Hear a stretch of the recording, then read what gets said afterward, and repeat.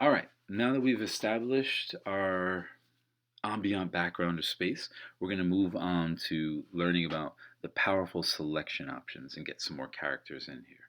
So I could go up to the top and go File, Open, but instead I'm going to use the hotkeys as described on the right side here of Command O. And we're going to choose this little raccoon here on the white background. It says Screenshot 2019 something another AM. Click on that and let's open up our raccoon. I can drag out again a little bit by pulling the lower right hand corner. If I hit Command plus, two keys of Command plus, I can zoom in, or you could zoom out with Command minus. Okay, so I kind of want this Rocket Raccoon about here. Now remember our toolbar, we want two columns, so if you only see one column like this, hit the double arrows up top and you get two columns. To the right of the Move tool over here is the Marquee tool. If you hold that down, you can see you have other options. The elliptical marquee tool, single row, single column. We're mainly going to work with the rectangle and circle to start with. Actually, just the rectangle for this tool. Same rules will apply to the circle based on what we're going to do. All right, click on that option, and we're going to click and drag a rectangle just above the head and down to the shoulders on Rocket Raccoon. And what we are going to do is hit Command and J. The hotkeys of Command and J will give you new layer from selection. Remember our layer palettes over here on the right. If you don't see your layer palette, you can always go Window, Layers. If we hit Command J, we're going to get another layer from selection. I think this is maybe the first time we're trying this, so what you're going to notice over here is just the little head and shoulders and the avatar of the layer. If I go to the Move tool, let's see what we have. Alright, see there is our selection. Notice the white background is on there as well. I'm going to delete that layer by going to the little trash can in the right corner. Likewise, there are usually several options where you see this stack of horizontal lines in the right corner of a layer. See these horizontal lines? On the layer palette here, if you hold this down, you have the option to choose delete layer as well as several others.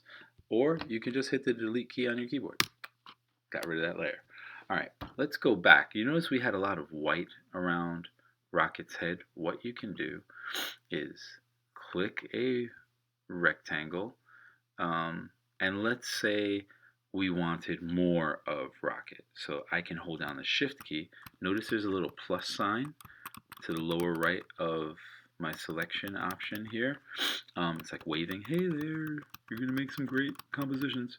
Okay, I can hold down Shift and click and drag to add more option, add more image to my selection. Right. Likewise, if you hit the Option key rather than the Shift key, you get a little minus. Okay, we're going to take away some of the white because maybe we don't want all this white copied. Okay, and if I hit Command J, that's going to be new layer from selection. All right, and you kind of see what we have here. It's cool that we have more of him, but it looks pretty bad that we've got all this white around him. So I'm going to hit delete and get rid of that layer. And let's look at another tool. Now, you might have originally seen the Polygon Lasso tool. Polygon Lasso tool, it's right under the Move tool here, the second one down on the left. You can use this to trace around a figure. Right, let's say I just wanted this piece of him. I get that selection. If I wanted to get rid of some of the white, I hold down, again, the Option key, and you can draw a shape that will be removed from the original selection. Likewise, if you hold the Shift key, remember Shift adds, minus takes away. If I hit the Shift key, I can trace this around Rocket. But I'm not really interested in using this tool. I mean, look at all this we've got around him. You can go to Select, Deselect. That's interesting. Right, we're not going to go to Select, Deselect. Oh, yes we are. Select, Deselect. Or, likewise, you can hit Command D. All right. That deselects our layer. I like using Command D. If you hold down the the lasso tool, you have the option for the Polygon Lasso tool. Now with the Polygon Lasso tool, we can click and move and trace closer to our image. Now this comes in handy when you have an image that is on many different colors for the background.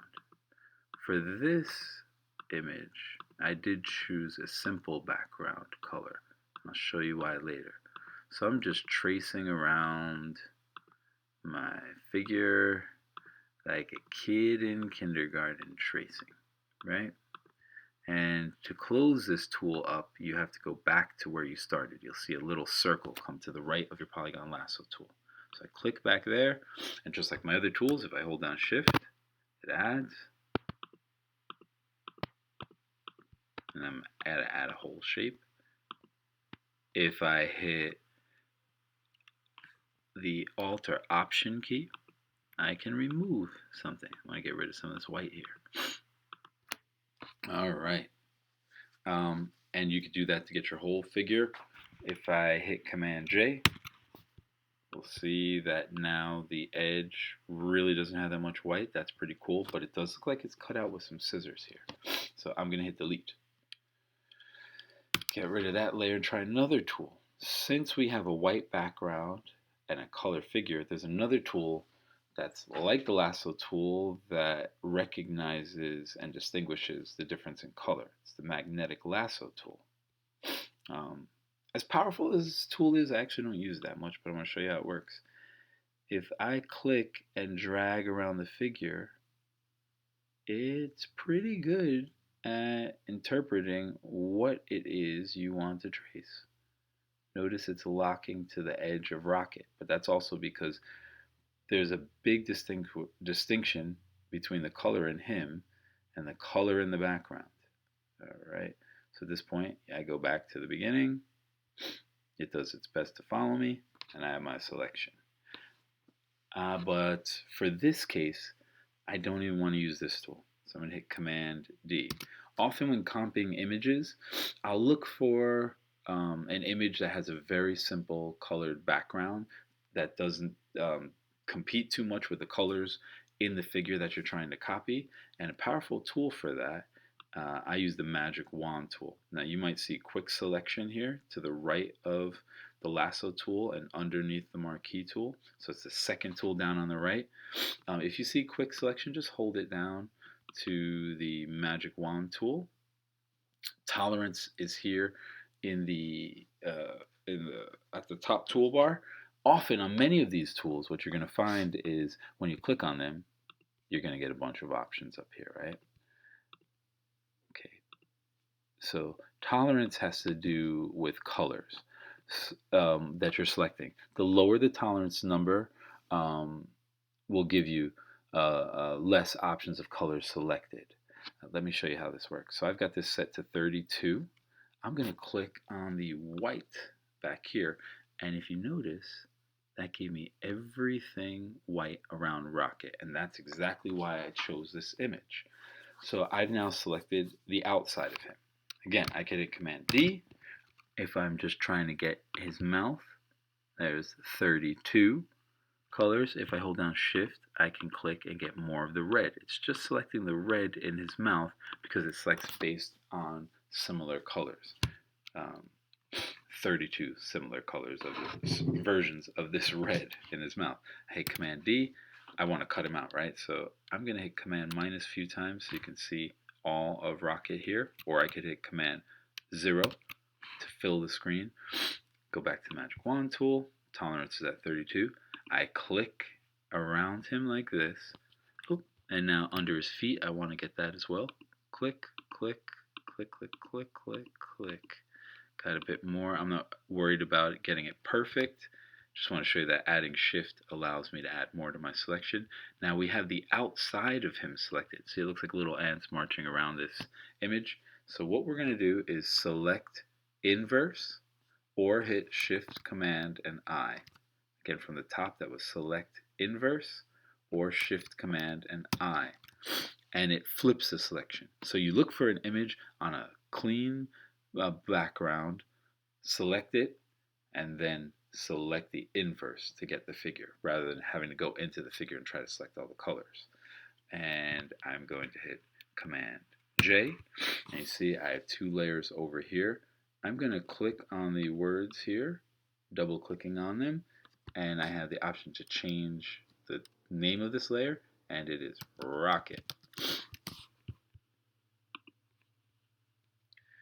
Okay.